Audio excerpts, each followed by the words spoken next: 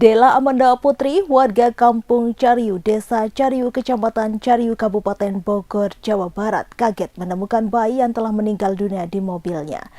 Bayi berjenis kelamin laki-laki itu diletakkan di atas kap mesin mobilnya pada Kamis 4 Juli 2024. Bayi yang ditemukan di atas kaca mesin mobil itu berada di tempat parkir rumah salah satu warga bernama Ijah sekitar pukul 8:15 waktu Indonesia Barat. Kapolsek Cariu Kompol Denden Sukmara mengatakan bayi tersebut ditemukan telah meninggal dunia. Saat ditemukan, bayi malang itu dalam keadaan terbungkus kain hitam. Dr. Della Amanda Putri menemukan bayi tersebut ketika akan masuk ke dalam mobilnya. Denden menegaskan kasus ini sedang dalam penyelidikan lebih lanjut. Pihaknya telah melakukan olah tempat kejadian perkara dan menginterogasi saksi-saksi dan mengumpulkan barang bukti untuk menemukan pelaku yang bertanggung jawab atas kejadian ini.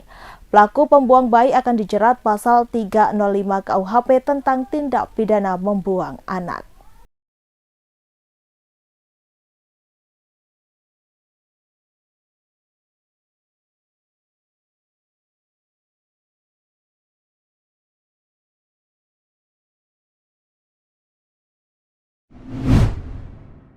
Curhatan seorang perempuan berinisial RNA, 27 tahun, yang tewas dibunuh suaminya sendiri yang merupakan pegawai PT Kereta Api Indonesia menjadi sorotan. RNA yang tengah hamil 2 bulan tewas di tangan suaminya sendiri, AAW, 26 tahun. Kejadian yang terjadi pada Minggu 30 Juni 2024 ini menjadi hari yang naas bagi ibu satu anak tersebut. Sebelum ditemukan tewas terkapar di dalam rumah kontrakannya di Jalan Asoka 4 RT 7 RW 4 Kelurahan Cipinang, Kecamatan Pulau Gadung, Jakarta Timur, RNA mengunggah sebuah curhatan di media sosial. Curhatan tersebut mengarah pada persoalan rumah tangga. Namun siapa sangka curhatan itu kini menjadi sorotan publik. Curhatan itu ada dalam highlight akun Instagramnya yang diakhiri dengan emoji hati. Diunggah pada 1 Agustus 2023, korban bercerita soal kesempatan kedua di dalam hubungan rumah tangganya. Belakangan terungkap Andika adalah seorang duda. Ia telah pernah menikah dengan perempuan lain namun cerai. Adapun perceraian diduga karena Andika juga kerap melakukan KDRT terhadap mantan istrinya. Hubungan pernikahan yang telah dikaruniai seorang anak perempuan berusia 4 tahun itu pun berakhir. Hanya saja kala itu mantan istri Andika tidak melaporkan kasus KDRT ke pihak kepolisian, sehingga pelaku tidak diproses secara hukum pidana atas ulah penganiayaan tersebut.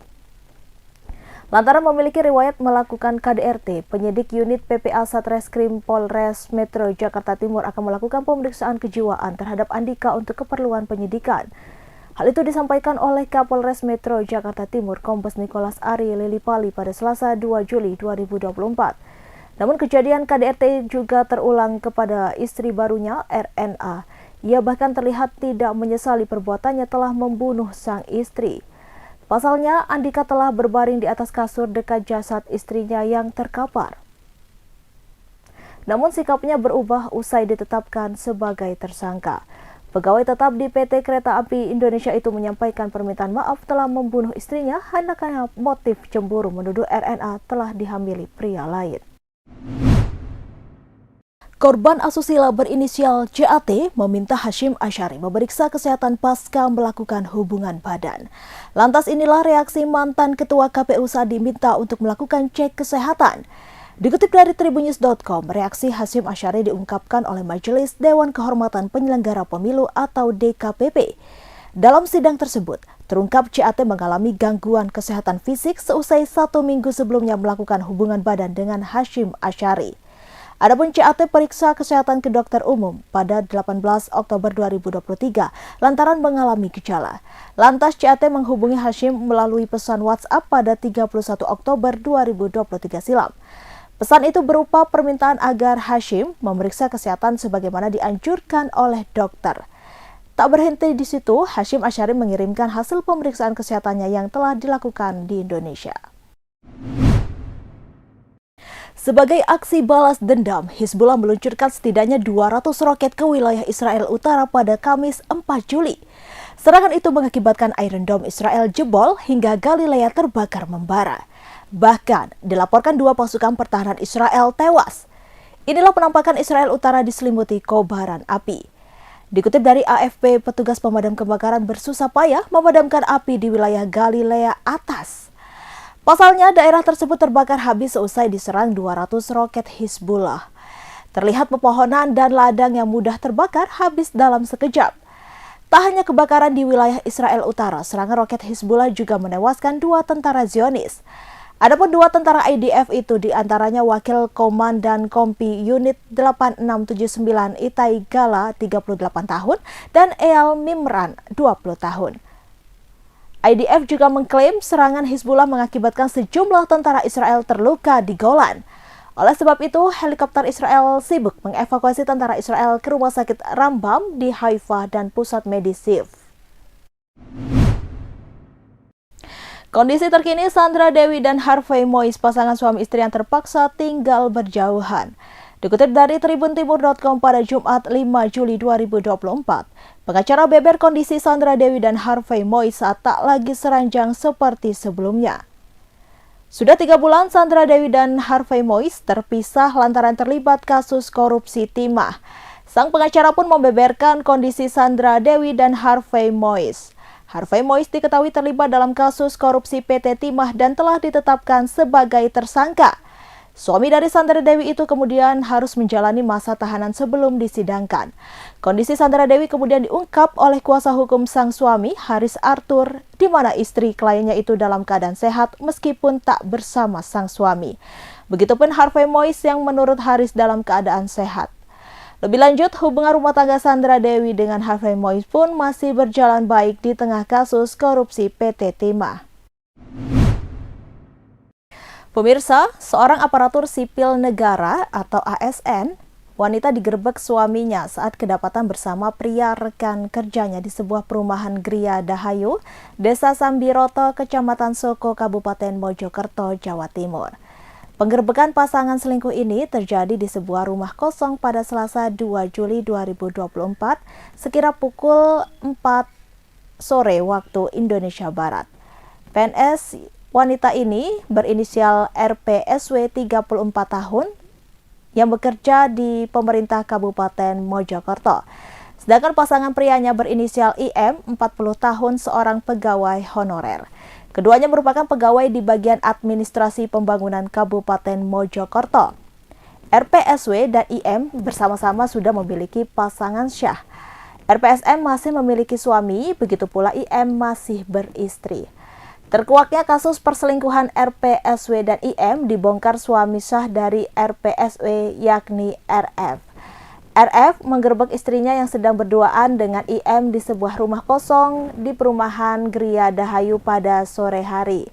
RF telah membuntuti sang istri dan selingkuhannya itu saat perjalanan pulang dari pemerintah Kabupaten Mojokerto menuju rumah kosong di Desa Sambiroto. Saat itu RF bersama rekan kerjanya membuntuti istrinya sepulang dari bekerja. Istri RF dan pegawai honorer itu kemudian masuk ke dalam rumah. Beberapa saat kemudian, RF menyusul masuk kemudian mendobrak pintu rumah tersebut. Saat mendobrak pintu itu, RF terkejut karena mendapati istrinya berbuat tak senonoh di dalam kamar dengan pria lain yang telah beristri. Berdasarkan keterangan saksi, keduanya masuk ke perumahan sekira pukul 3 sore waktu Indonesia Barat, sedangkan proses penggerbekan sekitar pukul 4 sore waktu Indonesia Barat. Terduga pelaku saat itu masih mengenakan seragam ASN bersama pria diduga pasangan selingkuhan dibawa ke Balai Desa Sambiroto. Saat berada di Balai Desa itu, Farid mengatakan upaya mediasi sudah dilakukan untuk menyelesaikan permasalahan yang melibatkan keluarga dari kedua belah pihak. Namun mediasi yang dilakukan itu tak ditemukan jalan keluarnya sehingga kasus dilimpahkan ke unit PPA Satreskrim Polres Mojokerto. Pasca peristiwa ini, Inspektorat Pemerintah Kabupaten Mojokerto langsung melakukan penyelidikan dengan memanggil 7 saksi. Inspektur Pemerintah Kabupaten Mojokerto, Puji Widodo menuturkan, 7 saksi yang diperiksa diantaranya pejabat Pemerintah Kabupaten Mojokerto hingga keluarga kedua belah pihak. Adapun hal ini untuk memastikan kebenaran dan memperkuat bukti-bukti adanya pelanggaran disiplin dan kode etik ASN atau tak dilakukan oleh RPSW dan IM. Selain pemeriksaan saksi, kedua terduga pelaku itu juga berencana akan dipanggil.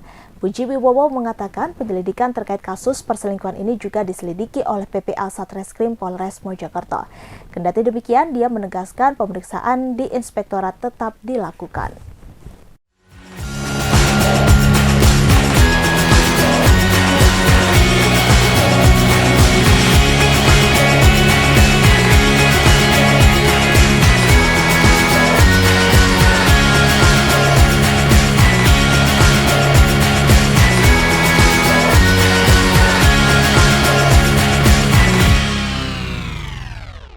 Download Tribun X sekarang, menghadirkan lokal menjadi Indonesia.